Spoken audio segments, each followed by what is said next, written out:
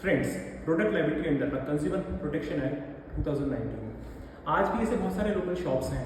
या फिर कोई इलेक्ट्रॉनिक शॉप है जहाँ पर जो दुकानदार हैं वो हमें बोलते हुए मिल जाएंगे कि प्रोडक्ट को आप यहीं पे चेक कर लीजिए, यहाँ से बाहर निकलने के बाद हमारी जिम्मेदारी नहीं होगी। ये जो कंसेप्ट था इसको बोलते हैं कैविएट एम्प्टर, मतलब जो बायर है, जो कस्टमर है वो अवेयर रहे, अदरवाइज सेलर इसके लिए लायबल नहीं होगा अगर बाद में प्रोडक्ट में कुछ इशू आता है तो। यही चीज़ अब चेंज होके हो गई है कैविएट वेंडिटर, मतलब जो विक्रेता है, जो दुकानदार है वो अब अलर्ट रहे, क्योंकि जो कंज्यूमर है वो अलर्ट है, वो अवेयर है, और अगर उसके साथ कोई अनफेयर ट्रेड प्रैक्टिस होती है, अनस्क्रिप्चरस प्रैक्टिस होती है, उसको आपकी वजह से कोई नुकसान होता है जबकि उसने ड्यू डिलिजेंटली एक्ट किया है, तो वो आपके अगेंस्ट एक क्लेम लाने में सक्सेसफुल होगा। यही ऑब्जेक्टिव है कंज्यूमर प्रोटेक्शन एक्ट 2019 का। यहाँ सबसे ध्यान देने वाली बात यह है कि जो प्रोडक्ट लायबिलिटी का सिद्धांत है उसके लिए सबसे पहले इंपॉर्टेंट है आपका कंज्यूमर होना। तो section 1 sub section 7 of CPA 2019 के अंतर्गत अगर आप एक कंज्यूमर हैं और आपने कोई प्रोडक्ट वैलिडली परचेस किया है और आपके अलर्ट रहने के बाद भी, डिलिजेंटली एक्ट करने के बाद भी, बोनाफाइडली एक्ट करने के बाद भी अगर आपके साथ कोई फ्रॉड हुआ है, मिसरिप्रेजेंटेशन हुआ है, आपके साथ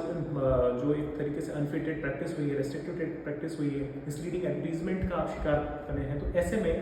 न सिर्फ मैन्युफैक्चरिंग बल्कि मैन्युफैक्चरर, लेकिन सर्विस प्रोवाइडर एजेंसी और सेलर है, जो रिटेलर है, उसके अगेंस्ट भी आपके पास राइट्स हैं।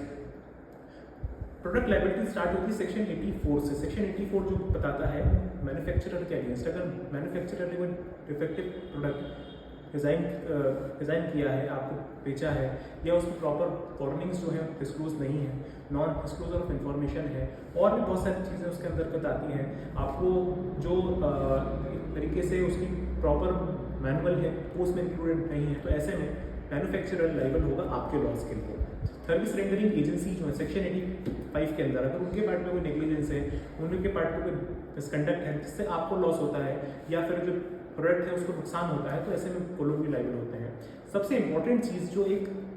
सामान्य कंज्यूमर के लिए है, मैन्युफैक्चरर को भी हम लोग हटा दें, सर्विस रेंडरिंग एजेंसी को भी हम लोग हटा दें, तो रिटेलर है वो शॉप जहाँ से आप प्रोडक्ट परचेस करते हैं। तो ऐसे में सेक्शन 86 आपको ये अधिकार देता है कि अगर जो शॉपकीपर है उसने अपने पार्ट पे कोई मिसकंडक्ट किया है, उसने आपको प्रॉपर वार्निंग नहीं दी है, आपके साथ मिसरिप्रेजेंटेशन किया है, वो ये बात जानता था या नहीं जानता था कि पर्टिकुलर चीज़ सही है या नहीं, इवन देन उसने आपको ऐसा करने को कमिट किया है, या फिर डिलिबरेटली आपके साथ फ्रॉड किया है, फेक इन्फॉर्मेशन दी है, और ऐसे में आपको नुकसान हो जाता है,